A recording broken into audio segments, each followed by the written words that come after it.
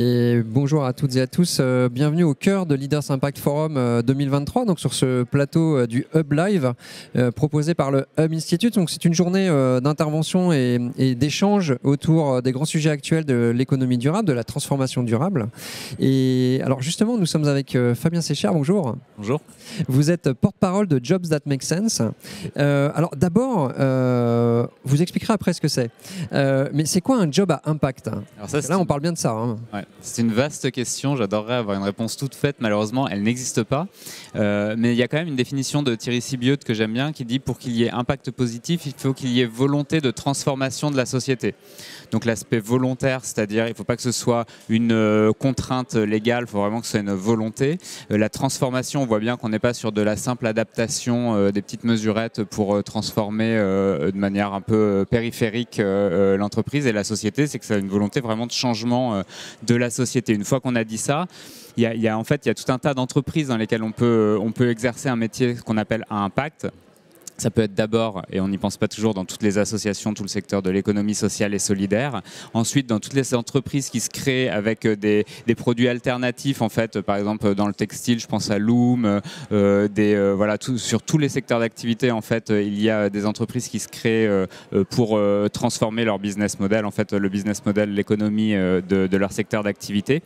Il y a aussi tout ce qui est la sensibilisation aux enjeux de l'environnement et du social.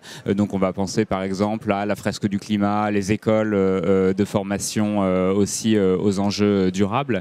On a aussi tous les acteurs qui aident les entreprises à se transformer, les cabinets de conseil, Jobs That Make Sense, en l'occurrence, nous on aide les entreprises à recruter et les citoyens à trouver un job à impact. Donc on a un impact indirect en fait. Et enfin, il y a toutes les grandes entreprises qui se transforment. Et là, on cherche vraiment à trouver la sincérité de cet engagement. Très bien. Alors, vous avez déjà un peu commencé à répondre. Non, c'est pas grave, vous allez développer un petit peu. Donc, effectivement, vous parlez de Jobs That Make Sense, dont vous êtes porte-parole. Donc, c'est bien une plateforme d'emploi à impact. Pourquoi avoir créé cette plateforme, justement ? En fait, nous, on est assez convaincus. Donc, chez Make Sense, en fait, on accompagne les citoyens pour leur donner le pouvoir d'agir sur la transformation écologique et sociale. Il y a tout un tas de leviers pour agir. On peut créer sa boîte, on peut faire du bénévolat, on peut former les gens, etc. Et nous, ce dont on est convaincus, c'est que choisir un job qui a une prise directe sur la transformation écologique et sociale de la société, c'est le levier individuel le plus fort en fait qu'on puisse avoir pour la redirection écologique et la justice sociale, tout simplement parce qu'on passe 70 000 heures dans sa vie au travail. Et donc, si ces 70 000 heures, on les met au service de la transformation écologique et sociale, c'est un pouvoir immense. Et en fait, on s'est rendu compte aussi que d'un côté, il y avait 92% des citoyens qui se disent « je veux donner du sens à ma carrière, donner plus de sens à ma carrière ». Il y en a 57% qui disent « je veux que mon travail ait un impact direct sur la transformation de la planète et de la société ».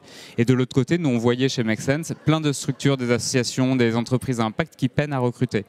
Donc le but de la plateforme, c'est vraiment de faire se rejoindre ces deux mondes.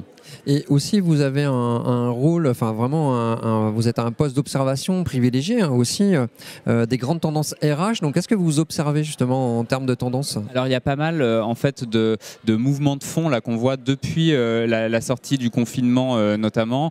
Il y a eu le Big Quit, donc la grande démission, qui est plutôt aux États-Unis d'ailleurs. Ça n'a pas réellement eu lieu en France. Hein.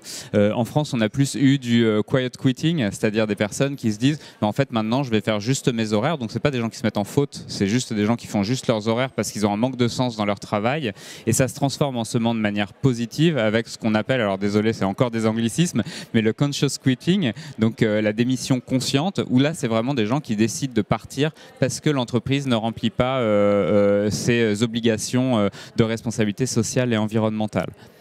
Très bien, merci beaucoup. Vous voyez peut-être d'autres tendances sur les tendances. Donc nous, cette tendance de conscious quitting, c'est vraiment quelque chose sur lequel on croit beaucoup, et on est assez content en fait que ça se passe, parce que ça veut dire que les entreprises qui n'intégreraient pas la dimension écologique et sociale de manière sincère dans leur business model, hein, encore une fois, on ne parle pas de changer à la périphérie, mais vraiment de changer au cœur de son business model, peinent à recruter. Et on le voit déjà en France, il y a certaines entreprises qui peinent à recruter. C'est plutôt une très très bonne nouvelle. Et nous, on voit vraiment l'engouement des entreprises sociales et solidaires de la part des candidats. Très bien, bravo pour cette plateforme très utile manifestement. Donc merci, puis un très intéressant échange.